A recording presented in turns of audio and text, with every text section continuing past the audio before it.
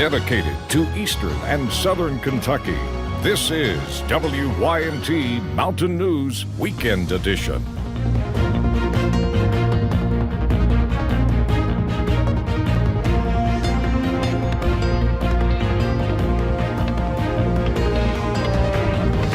Good morning, I'm Taylor Upchurch. Today is Sunday, June 2nd. A gunman killed a dozen people using 2 handguns he purchased legally. Virginia Beach police identified him as 40-year-old Dwayne Craddock, a longtime city employee. Natalie Brand has more. We lost friends and family, close church members. Shalia Cook, who heard the shooting Friday from where she works at the nearby courthouse building, returned today to pray. Allow them to know that their life matters. 11 city employees and a contractor were killed in what city leaders call the most devastating day in the history of Virginia Beach. The victims included public works and public utilities engineers, an account clerk, a special projects coordinator. Their years of service ranged from 11 months to 41 years. They leave a void that we will never be able to fill. Virginia Beach's city manager, who says he worked with most of the victims for many years, honored each by reading their names and showing the public their pictures. We want you to know who they were, so in the days and weeks to come, you will learn what they meant to all of us. We are going to wrap our arms. And not only beloved colleagues, but community members who leave behind grieving loved ones and friends, now leaning on each other for support. Our prayer is that we're able to move forward.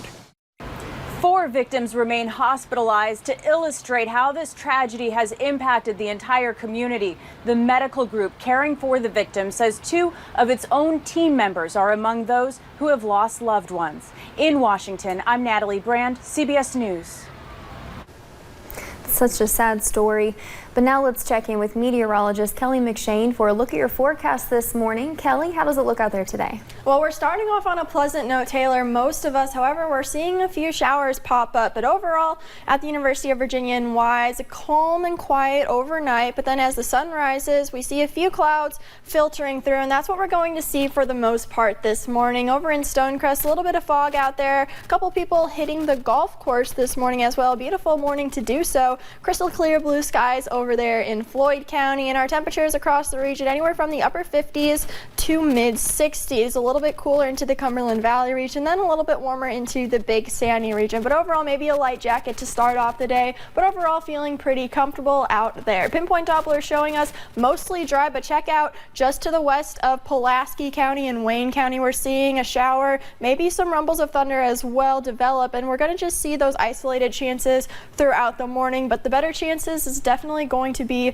into the afternoon hours. So a few storms are possible today starting now, but really ramping up into those afternoon hours. We are going to be talking about a big temperature change that is on the way, and sunshine will eventually return. And Taylor, I'll break down that full forecast in just a little bit.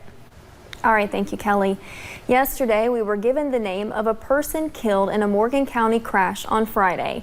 Robin Holbrook was 58 years old. The crash happened near White Oak Road. Kentucky State Police say Holbrook was trying to pass a car when he hit another vehicle. And a body was found in a rural part of Mingo County, West Virginia on Saturday morning. West Virginia State Police say the body of Jimmy Murphy was found in the Sprigg area just before noon. Murphy, who was just 71 years old, had been missing from the Matewan area since Wednesday after he never came back from a four-wheeler ride. Troopers did not release a cause of death. And Knox County deputies arrested 2 men on Friday afternoon after a traffic stop. Deputies say they pulled over a driver on Poplar Grove Church Road and noticed the passengers looked like they were hiding something. After searching the car, they found meth, marijuana, scales, a pipe, and about $11,000. Deputies arrested Tony Couch from Corbin and charged him with drug trafficking and possession, among other charges. Another passenger, Elmer Burnett, was also arrested. In other news, Eastern Kentucky is full of tight-knit communities, and those who live in Wheelwright prove that. After John Myers was using his wife's family's car when it burned to the ground in Wheelwright, those who know him wanted to help. Selling barbecue dinners with ribs and pulled pork provided by Big Daddy's Barbecue, organizers raised around $2,000. That's more than 150 dinners cooked and delivered. Debbie Thornsbury says she's happy to see so many in this community have a giving heart. And that's what everybody needs to do. That's what the Lord would want us to do. And that's the type of person I am. I love them dearly. I mean, they're same as family to me. Organizers say they did not tell the family about the fundraiser until they were ready to present them with the money to buy a new vehicle. They told the family around 5 o'clock yesterday afternoon. And a team of cyclists is riding 600 miles in honor of the fight for civil rights. They're calling it the Ride for Freedom Legacy Tour. A University of Dayton professor and friends stopped in Lexington.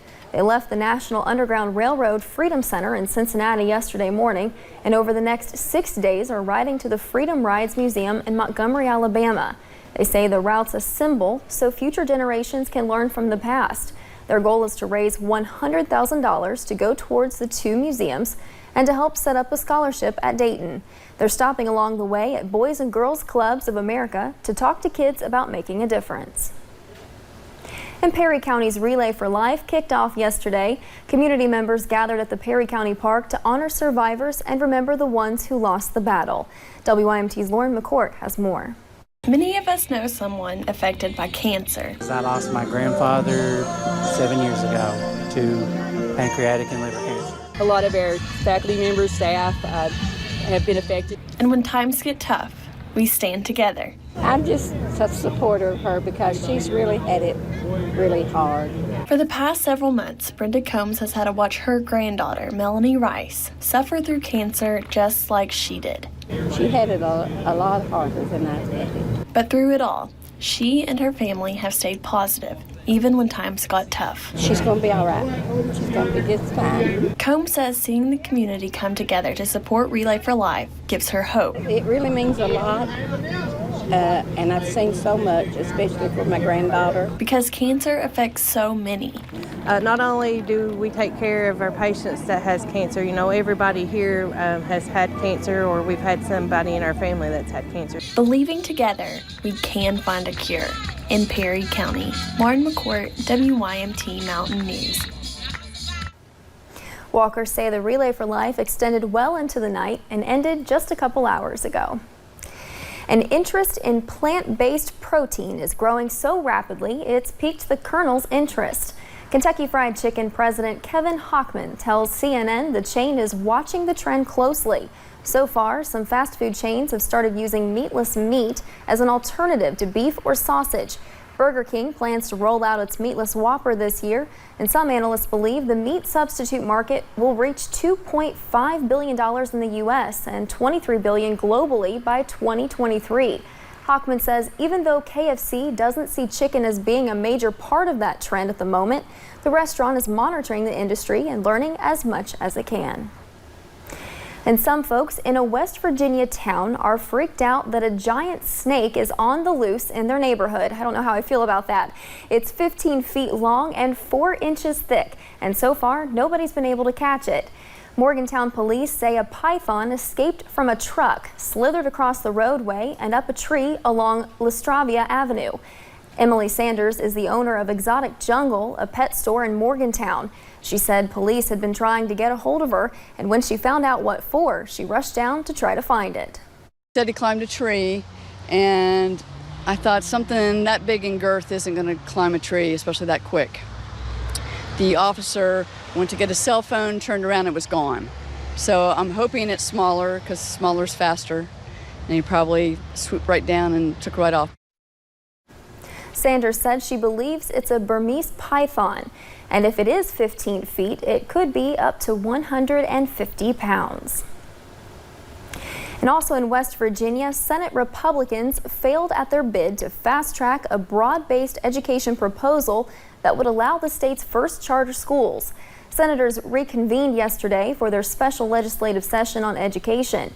Lawmakers quickly voted down efforts to let the sweeping GOP plan pass, as well as a separate bill to create education vouchers. Democrats say the GOP proposals are a repeat of a bill that spurred a 2-day teacher strike in the state in February. Coming up on Mountain News this morning, FWC says that while it's uncommon to find a gator at the beach, it's not unheard of. More details next. And coming up in sports, semi-state tournaments are now in the books. We'll update you with what baseball and softball teams are state tournament bound. The first half of today will feature some sunshine, but this afternoon, unfortunately, is a different story. I'll have the latest details on storm chances coming up next.